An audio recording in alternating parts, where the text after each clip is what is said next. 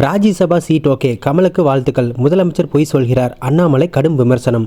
மக்கள் தொகை அடிப்படையில் மக்களவை தொகுதியில் மாற்றம் கொண்டுவர மத்திய அரசு முயற்சி மேற்கொள்வதாக கூறப்படுகிறது.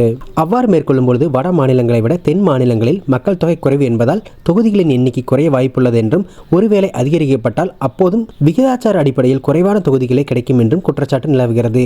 இந்த தொகுதி மறுசீரமைப்பு தொடர்பாக நேற்று தமிழ்நாடு முதலமைச்சர் மு க ஸ்டாலின் தலைமையில் அனைத்து கட்சி கூட்டம் நடைபெற்றது. அதில் திமுக மற்றும் அதன் கூட்டணி கட்சிகள் அதிமுக, பாமக, மக்கள் நீதி மய்யம், தாவேக என பெரும்பாலான கட்சியினர் கலந்து கொண்டனர். பாஜக, நாம் தமிழர், தமாக ஆகிய கட்சிகள் மட்டும் இதில் பங்கேற்கவில்லை. இந்த நிகழ்வில் கலந்து கொண்ட கமல்ஹாசன், இந்தியாவை ஹிந்தியாவாக மாற்றாதீர்கள் என்றும், தொகுதி மறுசீரமைப்பு பற்றி தற்போது மத்திய அரசு ஏன் பேசுகிறது என்பதையும் கவனிக்க வேண்டும். நமது நாட்டில் தற்போதுள்ள 543 மக்களவை தொகுதிகளே போதும். ஜனநாயகம் மற்றும் கூட்டாட்சி ஆகிய இரண்டையும் நாம் கருத்தில் கொள்ள வேண்டும் என்று அனைத்து கட்சி கூட்டத்தில் பேசினார். மேலும் செய்தியாளர்களிடம் பேசுகையில், தற்போதுள்ள மக்களவை தொகுதி இடங்களே போதுமானது. இவர்களே 145 கோடி மக்களை வழிநடத்தி வருகின்றனர். மத்தியில் எடுக்கப்படும் முடிவுகள் மாநிலங்களால் செயல்படுத்தப்படுவது போல முதலில் மாநில சட்டமன்றங்களின் எண்ணிக்கையை வேண்டுமானால் உயர்த்துங்கள் எனவும் கமல்ஹாசன் கூறினார். தொகுதி மறுசீரமைப்பால் தென் மாநிலங்களுக்கு பாதிப்பு என்பதால் தென் மாநில எம்பிக்கள் அடங்கிய கூட்டுக்குழுவை உருவாக்கவும், 2026ஆம் ஆண்டுக்கு பிறகு அடுத்த 30 ஆண்டுகளுக்கு எம்பிக்கள் எண்ணிக்கையில் மாற்றம் ஏற்படாது எனவும் பிரதமர் மோடி உறுதியளிக்க வேண்டும் என அனைத்து கட்சி கூட்டத்தில் முதலமைச்சர் மு க ஸ்டாலின் தீர்மானம் நிறைவேற்றினார். இந்த தீர்மானங்கள் ஒருமனதாக நிறைவேற்றம் செய்யப்பட்டது.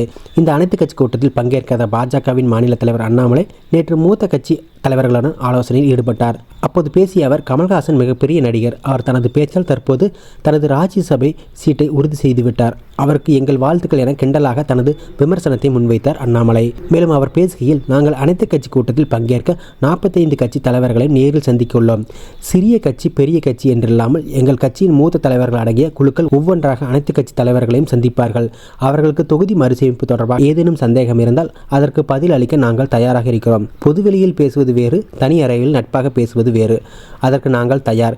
எங்கள் தரப்பில் பொன் ராதாகிருஷ்ணன், எச் ராஜா, தமிழிசை போன்ற தலைவர்கள் பேச உள்ளனர். அதனை எங்கள் கடமையாக கருதுகிறோம். எங்கள் கொள்கை எதிரிகளாக இருக்கும் திராவிட கட்சிகளுக்கும் நேரடியாக சென்று விளக்கம் அளிக்க உள்ளோம். முதலமைச்சர் அனைத்து கட்சிகளையும் தவறாக வழிநடத்துகிறார், பொய் கூறுகிறார். அவரிடம் யார் 848 சீட் என கூறினார்கள் என தெரியவில்லை. யாரேனும் புதிய நாடாளுமன்றத்தில் எண்ணி சொல்லிவிட்டனாரா என தெரியவில்லை என பாஜக மாநில தலைவர் அண்ணாமலை செய்தியாளரிடம் கூறினார்.